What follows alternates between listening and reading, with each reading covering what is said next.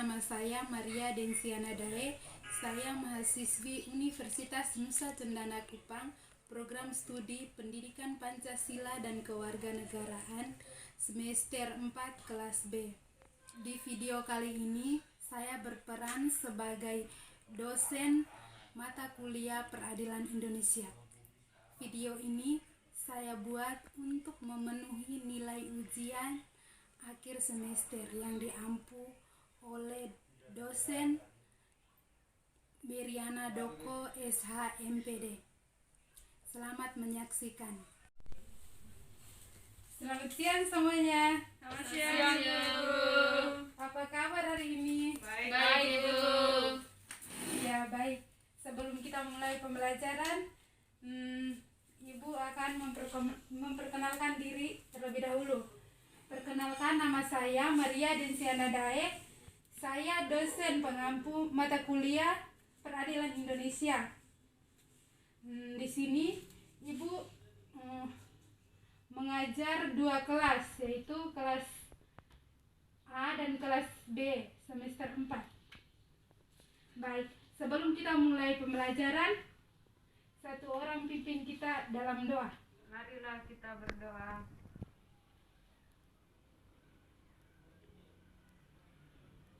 Doa selesai.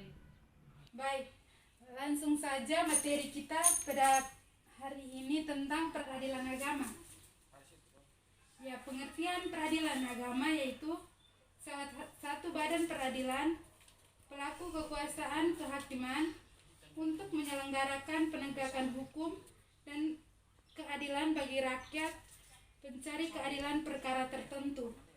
Baik, jadi tugas peradilan agama yang pertama, memberikan keterangan, pertimbangan, dan nasihat tentang hukum Islam kepada instansi pemerintah daerah dan hukumannya apabila diminta. Yang kedua, melaksanakan tugas-tugas lain pelayanan seperti pelayanan riset atau penelitian, pengawasan terhadap penasihat hukum, dan sebagainya. Yang berikut, menyelesaikan permohonan pembagian harta peninggalan di luar sengketa antara orang-orang beragama Islam. Yang berikut, fungsi-fungsi peradilan agama. Yang pertama, fungsi mengadili itu terdapat dalam pasal 49 Undang-Undang Nomor 3 Tahun 2006. Fungsi yang kedua, fungsi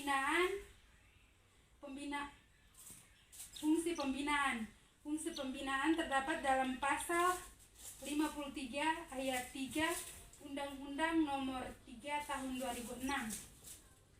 Yang ketiga, fungsi pengawasan.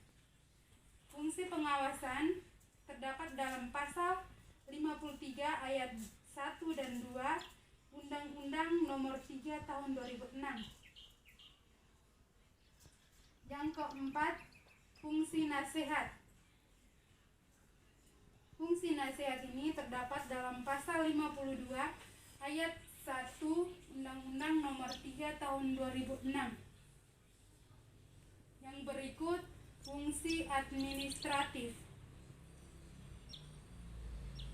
Yang berikut, fungsi-fungsi lainnya. Fungsi-fungsi lainnya ini terdiri dari yang pertama, melakukan koordinasi dan pelaksanaan fungsi ini dan rakyat dengan instansi lain yang berkaitan seperti Ormas Islam.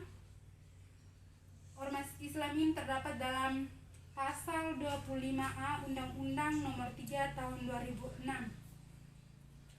Yang berikut, pelayanan penyuluhan hukum, pelayanan riset atau penelitian sebagai memberi akses dan seluas-luasnya sebagai masyarakat dalam era keterbukaan dan transmigrasi. Perkawinan adalah hubungan permanen antara laki-laki dan perempuan diakui oleh suatu masyarakat yang bersangkutan berdasarkan atas peraturan perkawinan yang berlaku. Wewenang yang kedua, yaitu waris. Waris adalah peninggalan yang ditinggalkan pewaris kepada ahli waris. Yang ketiga, wasiat.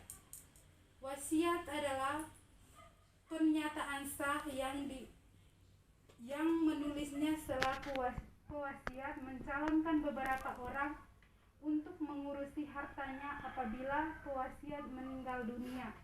Adalah pemberian suatu benda secara sukarela tanpa imbalan dari orang kepada orang lain yang masih hidup. Yang berikut, wakaf.